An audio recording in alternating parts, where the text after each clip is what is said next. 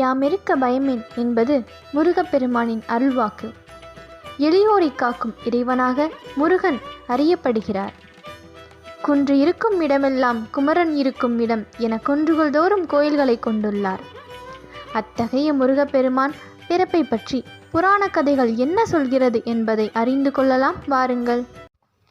முருகன் பெயர் காரணமும் வழிபாடும். முருகப்பெருமான் தமிழர்களின் ஒப்பற்ற தெய்வமாவார். ஐந்திணை வழிபாடுகளின் முருகன் குறிஞ்சி நிலத் தலைவனாவார். இருந்தாலும் முருகனை அதிகம் வழிபடுபவர்கள் தமிழர்களாக இருப்பதால் இக்காலத்தில் அவரை தமிழ் கடவுள் என்று அறியப்படுகிறார். முருகு என்றால் தமிழில் அழகு என்று பொருள்.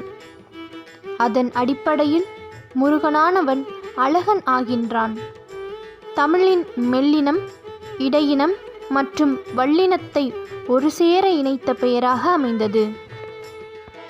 முருகனை வழிபடும் வழக்கம் பழங்காலந்தொட்டே இருக்கிறது.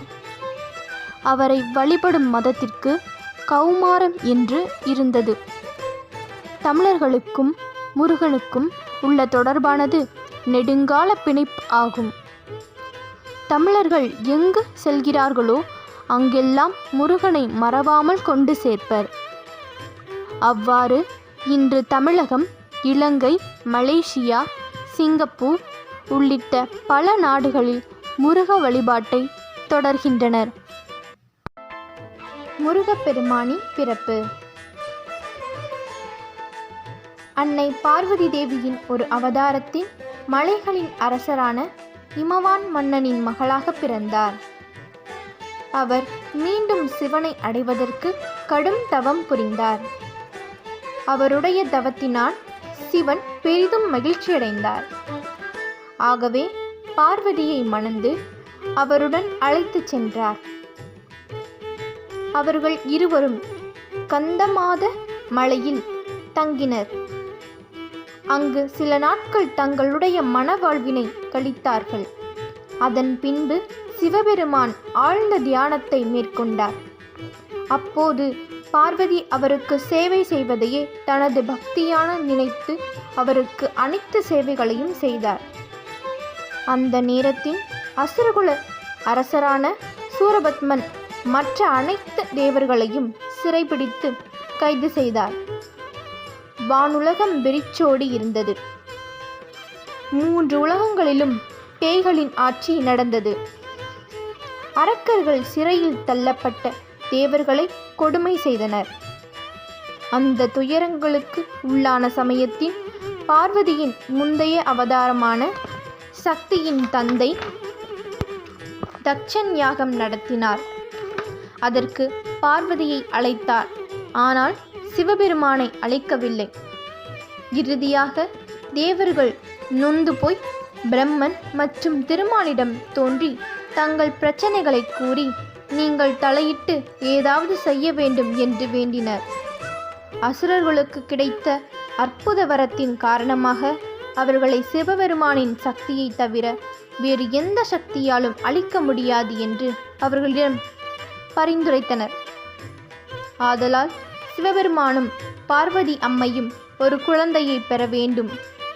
சிவபெருமான் தியானத்தில் இருப்பதால் பார்வதியின் மீது ஈர்ப்பை ஏற்படுத்த வேண்டிய தேவை இருந்தது. அவர்கள் ஒரு விசித்திரமான யோசனையை நடைமுறைப்படுத்த ஆயத்தமாயினர். காதலின் கடவுளான மன்மதனை அணுகி சிவபெருமானின் கவனத்தை அவருக்கு சேவை செய்து கொண்டிருக்கும் பார்வதியின் மீது காம பார்வையாக விழவைக்க வேண்டும் என்று கோரிக்கை வைத்தனர். மன்மதனும் அவர்களின் கோரிக்கையை ஏற்று கந்தமாதான மலையின் சென்றார். அங்கு அவர் தனது வில்லிலிருந்து காதலை தூண்டும் அம்புகளை சிவபெருமானை நோக்கி எய்தனர். அவை தனது தவத்திற்கு ஏற்பட்ட தொந்தரவாக கருதி கோபமடைந்த சிவம் தன்னுடைய 3வது கண்ணை திறந்தார். அதனால் வெளியே வந்த தீப்பிழம்புகள் மன்மதனை சாம்பலாக பொசுக்கின.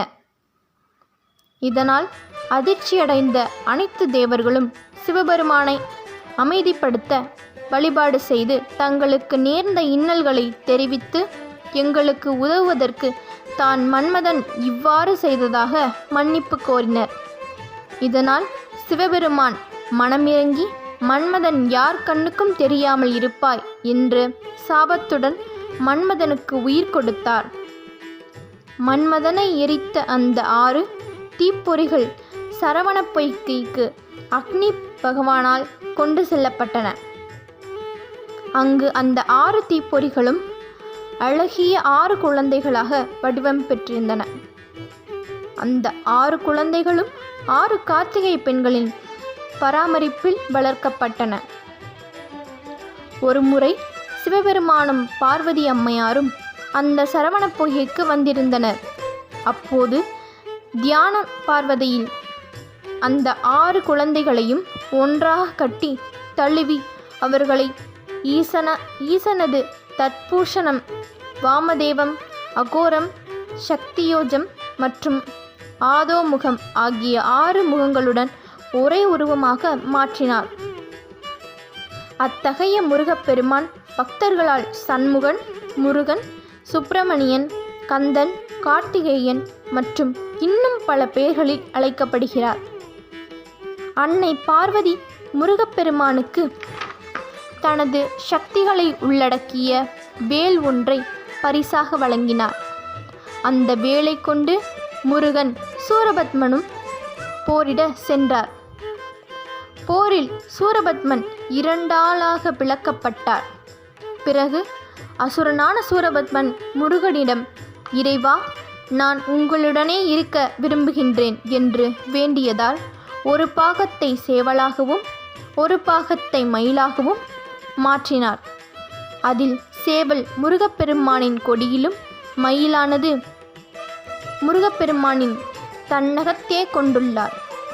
தமிழர்கள் நெஞ்சில் நீங்காத புகழை பெற்றுள்ளார். தன்னுடைய பக்தர்களாக பல கோயில்களை பெற்று அந்த கோயில்களிலிருந்து தன் மக்களுக்கு அருள்பாலிக்கிறார் முருகப்பெருமான்.